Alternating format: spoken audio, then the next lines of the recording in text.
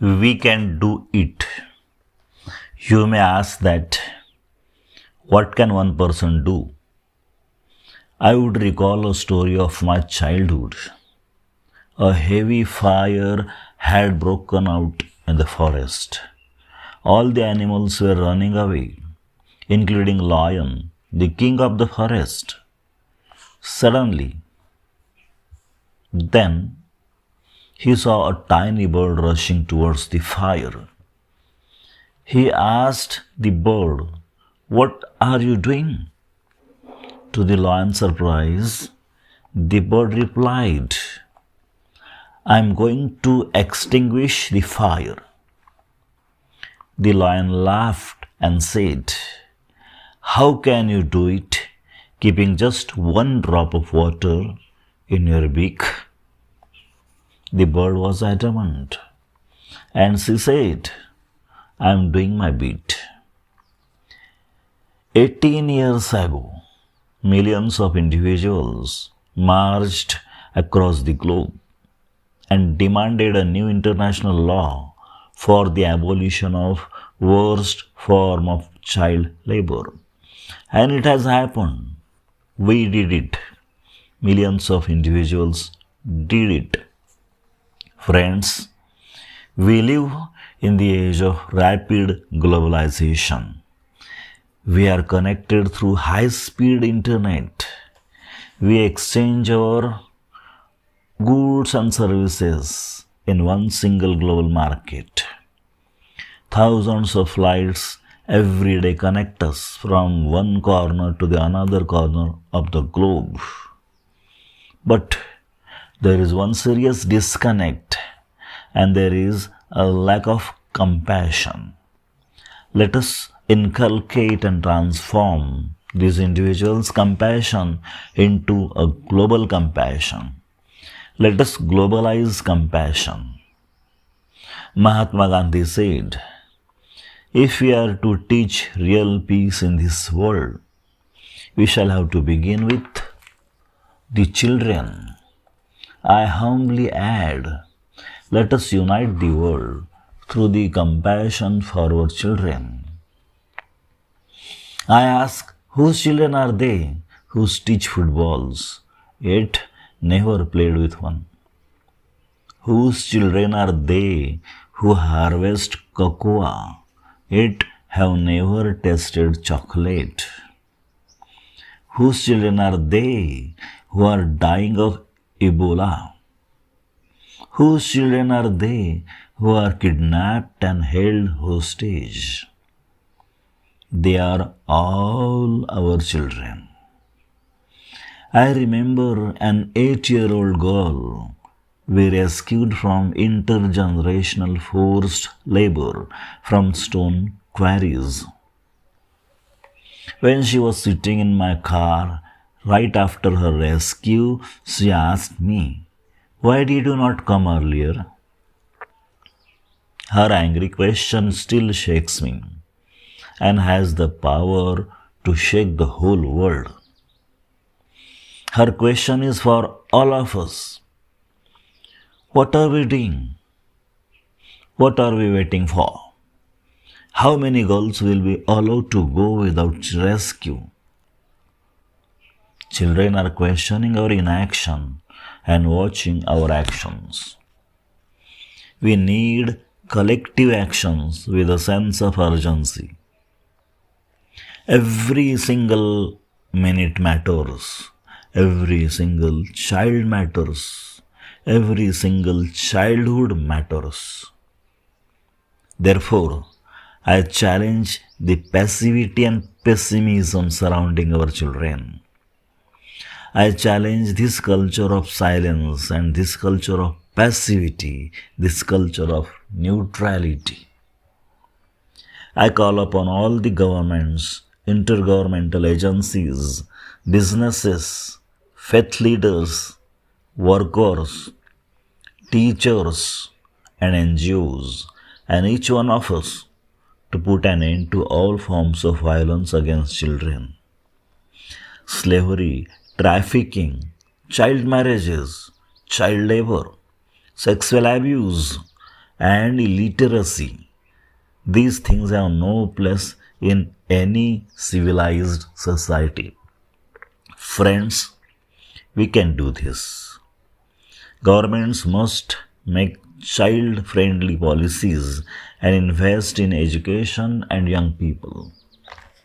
Businesses must be more responsible, accountable, and open to innovative partnerships. Intergovernmental agencies must work together to accelerate action.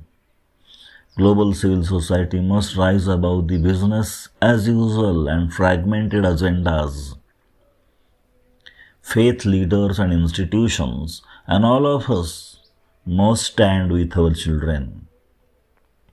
We must be bold. We must be ambitious. And we must have the will. We must keep our promises. Over 50 years ago, on the first day of my school, I met a cobbler boy, my age, sitting outside the gate of my school. I asked my teachers, why is he working outside? Why is he not with us in the school? My teachers had no answer. One day, I gathered the courage to ask the boy's father.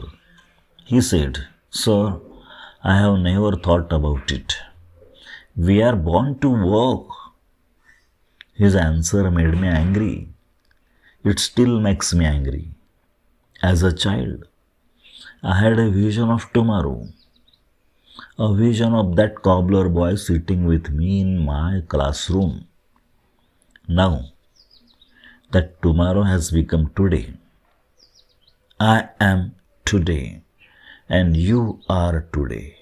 Today, it is time for every child to have a right to life, right to freedom, right to health, right to education, right to safety, right to dignity, right to equality, and right to peace.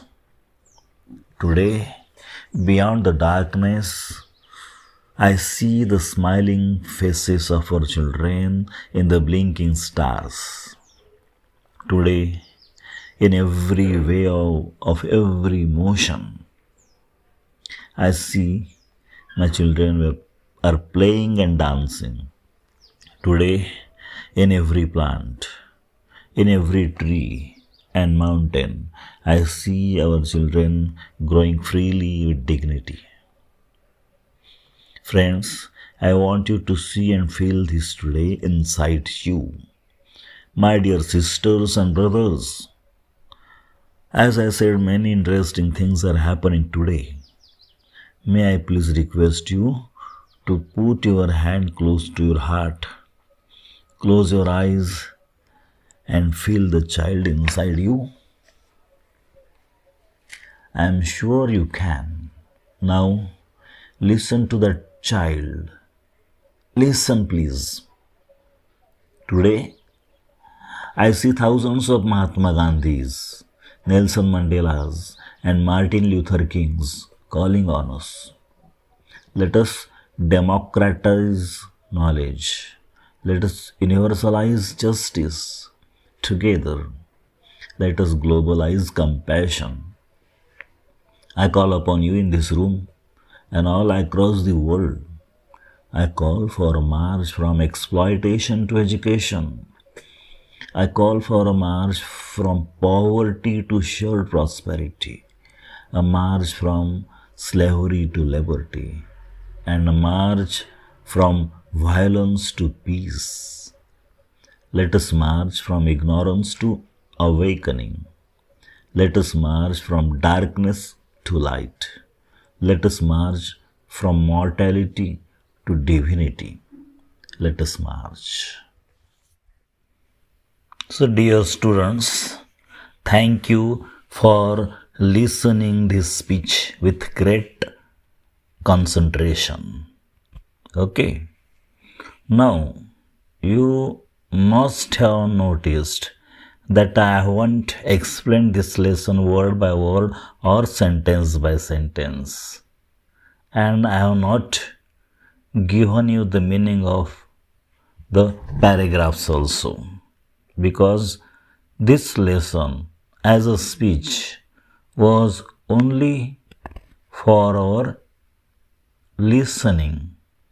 So this was a listening skill topic, and that's why you have to try to understand it only by listening. Okay. Now, once again, listen to both parts of this speech and then try to solve all the activities in the warming up section and English workshop. Okay. Thank you and have a nice day.